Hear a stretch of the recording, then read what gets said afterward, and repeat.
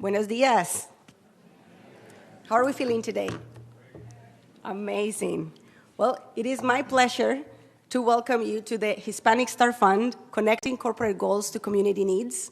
As you heard from Claudia, we are very excited because today we are giving you a debrief of all of the instruments that we have in We Are All Human Foundation to help companies have a playbook ready to activate the commitment that I know that all of you have to make sure that you have a comprehensive Latino strategy. Today, we are talking with two of our very deemed esteemed partners, ALPFA and Northwell, that are going to give us an overview on what the Hispanic Star Fund looks like in real life. To recap, the Hispanic Star Fund is an instrument that captures or that helps companies co-design, together with We Are All Human, social programs that are targeting and benefiting Hispanics at a grassroots level and that meet corporate goals and community needs. And you might be asking, how do we know what are the community needs? Well, as Claudia mentioned, we run a study in which we analyze out of the 17 Sustainable Development Goals, which are the ones that are most pressing for the Hispanic community. And out of those 17, we found out that 4 of them were at the top of the needs of the community. Number 1, health. Number 2, education. Number 3, gender. And number 4, jobs and decent economic growth. And with these priorities, then we start knocking on companies' door and said, do you have any interest in supporting Hispanics at a grassroots level under these 4 SDGs? And many companies said yes, and that is when the brainstorming process began. What is it that we can do together? So by investing in this process of co-creating a social program and developing, we are starting to see a great process of developing impact both for community members and for companies. So it is my pleasure to have here Damian, that is going to help us understand what are the SDGs and why are they important for companies, the Hispanic community, and society in general. Yeah, so first, thank you for letting me be here today. It is a phenomenal experience. How's everybody feeling right now? Pretty good? Make a little bit more noise if you're proud to be here, all right? All right, that's awesome. That's awesome. That feels pretty good, right? I want you to do me a favor because I want to use this as an example to relate it back to the SDGs. When I count to 3, say, si se puede. A little bit of tribute to Dolores Huerta, who was here yesterday, right? 1, 2, 3. Si se puede. Right? Did you feel a little bit different between those two? Right? The first one felt good individually a bit. The second one felt powerful. You see, individually, you are powerful. Collectively, we are unstoppable. The impact that we make when we have a framework that we could focus on together changes generations. SDG goals are a framework to align change. They allow, in 2015, the UN said that there was a lot of noise around change that needed to happen in this world. There was noise around environmental impact that needed to occur, noise around improving or reducing poverty, reducing homelessness, reducing hunger. And they said, no, we need to go from attention to intention by creating a framework that allows everyone to align the same way and allows for companies to be able to report consistently. So the SDG framework is just that. Now you could say, Damian, how intentional is it? Are companies really paying attention to this? I'm going to cite a KPMG report from 2022. They've been tracking the reporting of SDG goals since it started. In 2017, the N100, which are the top 100 companies by revenue, in 49 different countries. So 4,900 companies. 2017, 39% reporting. 2020, 69%. 2022, the latest data, 71%. The N100, which are the world's 250 largest companies by revenue, 2017, 43%. 2020, 72%. 2022, 74%. The point of that is this. Companies are focused on these metrics, and as organizations, so every one of your companies or your clients are focused on this. From an ALPFA perspective, one of the things that we look at is how do what we do align to the language companies speak already, the framework that they have in place. So where we can align our impact mission to things that companies are already reporting on at the board level, it creates a home run. We're speaking their language, and it allows us to align and create change together. So that's why the SDGs are so important. It creates intention of impact. Fantastic. Thank you so much. Now, Elaine, how do the SDGs, particularly the Hispanic SDGs, help organizations achieve their goals? Great, thank you, Anna. And you called out the 4 SDGs that we at Northwell align with, which are education, health, gender equality, and work. So just for some data and some background, Northwell Health is New York's largest healthcare system.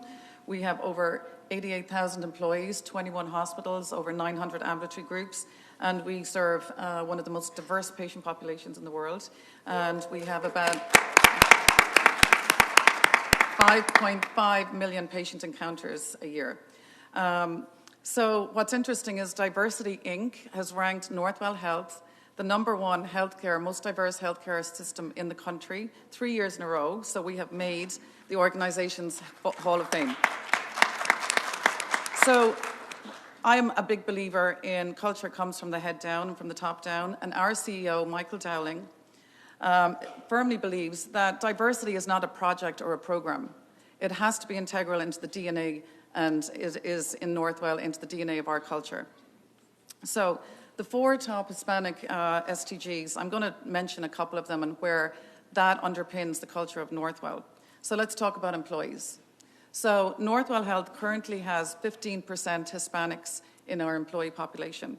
But what's exciting is that we're now moving, when we look at retention or promotion and new hires, we're up to 20%. What's more exciting is that when we look at Gen Z and Gen Ys, we're at 40% Hispanic population in Northwell Health. So why is this important? Yes, I think that's really exciting for Gen Z and Gen Y.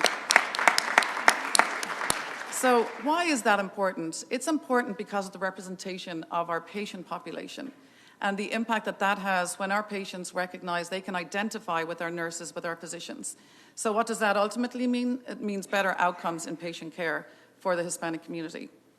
So what was an interesting fun fact yesterday is that 1 out of every 2 babies born in New York are Hispanic Latino, which we deliver in Northwell 40,000 babies a year, which means that's 20,000 Latino babies are born in Northwell every year. And that is the future of our workforce and our patient population.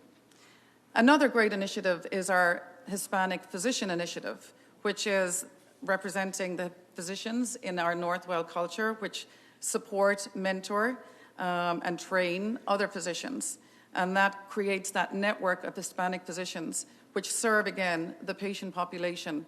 If patients come in and they want a referral to a Hispanic physician, we already have that in place.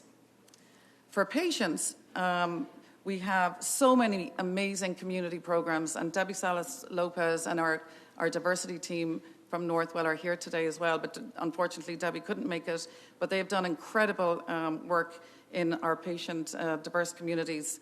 We run many incredible programs like Access to Care. We have addressed food insecurities and other social determinants of health.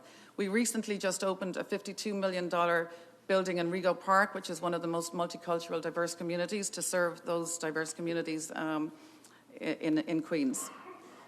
So now, last but not least, we have incredible educational programs for our employees internally to create paths forward, but we also have an incredible Community Scholars Program, which is basically embedded in the diverse communities of Queens and Long Island, serving the Hispanic communities.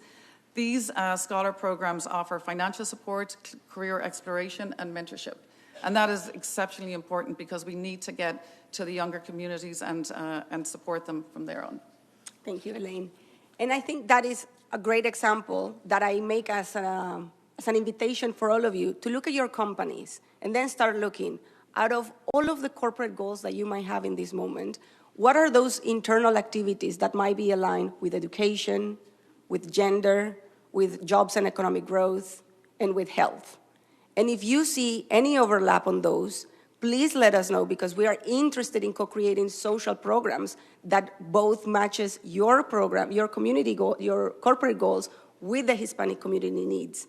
And then to that end, Damian, why is it important for companies to be involved in the Hispanic community and create impact at a grassroots level? Yeah, so I think there's a few things to it, right? So I'm gonna go to 4 different pieces: retention, innovation, returns, and risk reduction.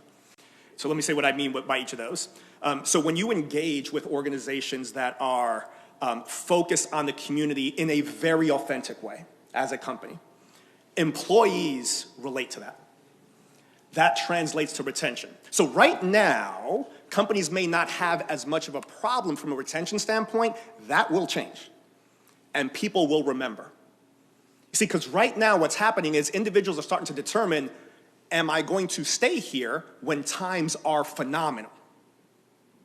And if they see any engagement or a lack of or a reduction in engagement in the Latino community, I think employees are going to start saying, I see what's happening now.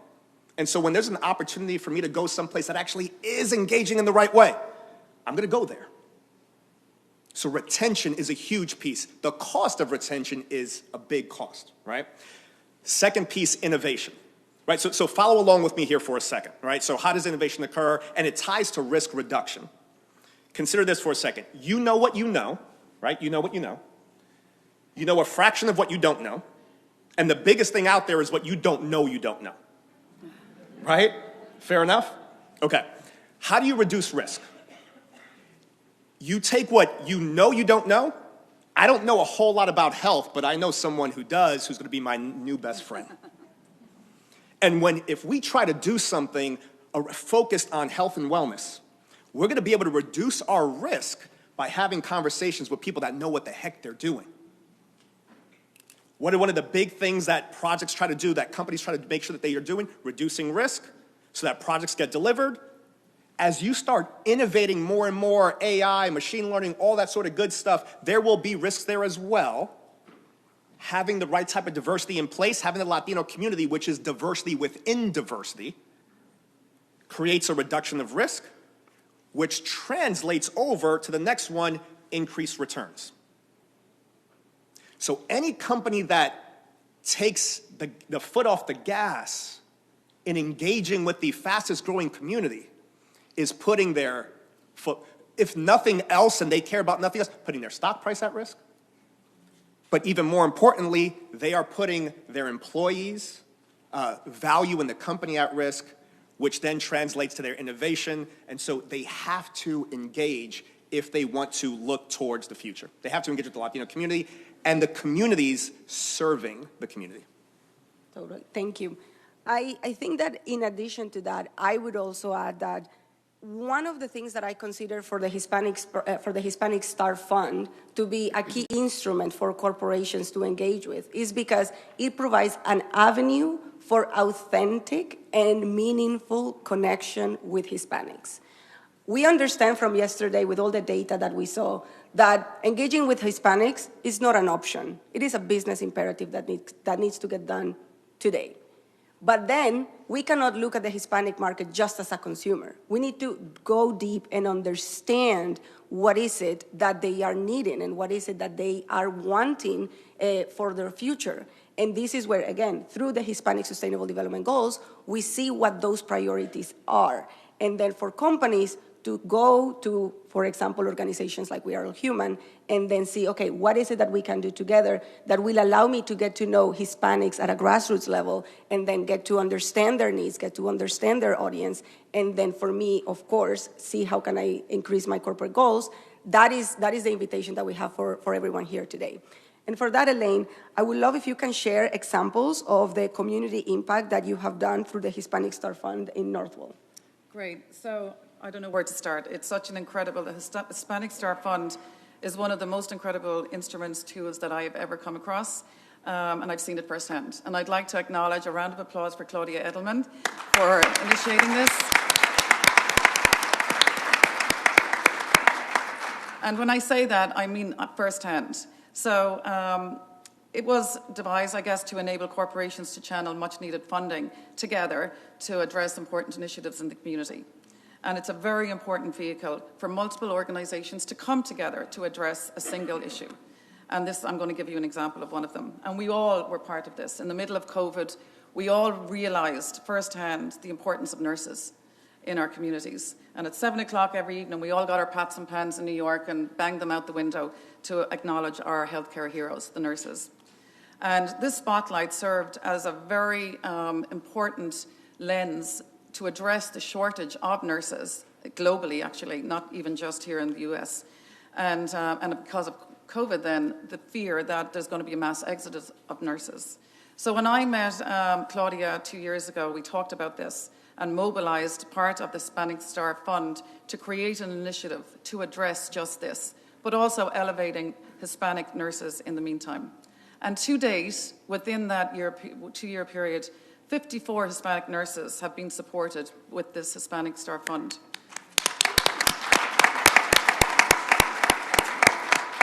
And these nurses have enrolled to continuing education programs and many of the 13 different nursing programs that are available at Hofstra and Northwell Health School of Nursing. And again, I just want to reiterate something that Richard Edelman mentioned yesterday about trust is local. That's why these initiatives are so fundamental and important to our communities, to have these nursing programs. So of that, 83% of the nurse scholarships were female and 17% were male. But we do want to continue to elevate these workers. And we heard yesterday again from Richard how Hispanics really truly trust scientists. So let's do it with scientists. Let's do it with physicians. Let's continue with the nursing. It's really, really important to our future. And as Claudia said yesterday, that yesterday was about data, today is about action. And I'm going to take that seriously. So please, all of you here, continue to support the Hispanic Star Fund. And as I've said earlier, I've personally seen it firsthand. And I believe we might even have a photograph. You were showing it. We're going to show it. And I love this photograph because we're going to see some of the nurses with Claudia, with the outcomes, but also the backdrop is a Spanish artist, Domingo Zapata, world famous, who painted for Northwell to address mental health issues, which is another SDG. You can see it here. It's a fabulous photograph because the nurses are representing the Hispanic community and the Hispanic Star Fund, which has done wonders. Fantastic. And with that, ladies and gentlemen, I want to make one final call for action for you to get involved, again, with the Hispanic Star Fund, or even internally with any program that you might have, to meaningfully engage locally with Hispanics. We are here to support you. We are here to guide you. We are ready to co-create together. But regardless if you do it through the Hispanic Star Fund or other instruments, please do it. Please make sure that you are meaningfully engaging with Hispanics in your company to meet both their goals and your goals. Thank you very much.